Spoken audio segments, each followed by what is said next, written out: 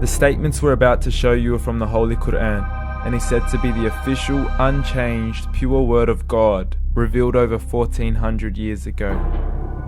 Claiming to be the word of God is a heavy statement, and without proof, or if a single contradiction is found within the book, the apparent word of God will be proven false. So without further ado, let's put the book to the test.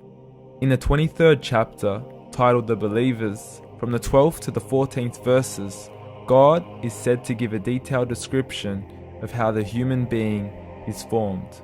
It begins by saying, "We then placed him as a sperm drop in a place of settlement, firmly fixed.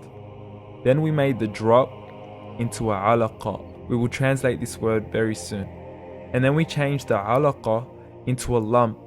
Then we made out of that lump into bones. And then we clothed the bones with flesh. Then we caused him to grow and come into being and attain the definitive human form."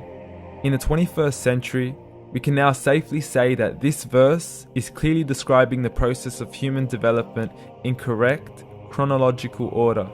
However, what we should be paying attention to in particular is the second stage, referring to the development of the embryo. The specific word used to describe the embryo in this verse is the word alaqa. The word alaqa, when translated into English, can mean three separate things. Firstly, a blood clot, or to be suspended, that is to be hanging or clinging to something, or thirdly and finally, a leech.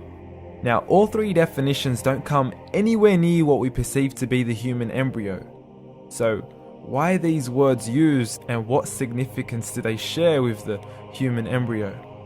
Can the embryo be described as a blood clot? Well, what do you think?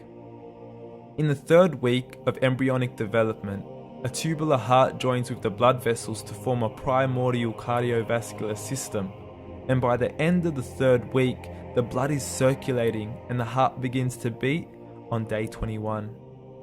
The first thing that comes to mind in regards to being suspended or hanging is the umbilical cord. But we can't use that example because we are simply referring to step 2, before the baby has even formed.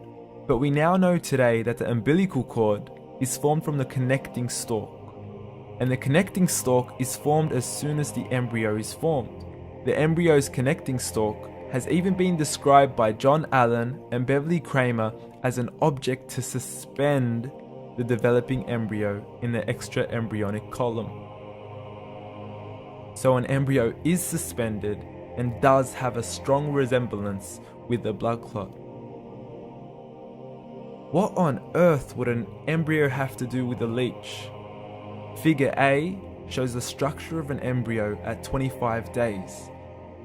Figure B shows a leech. Now please note once again that the embryo in this stage is no greater than the size of a kernel of wheat. This is an X-ray of the embryo at 22 days. This is the internal structure of a leech. It's mind-blowing stuff, but you still haven't seen anything yet.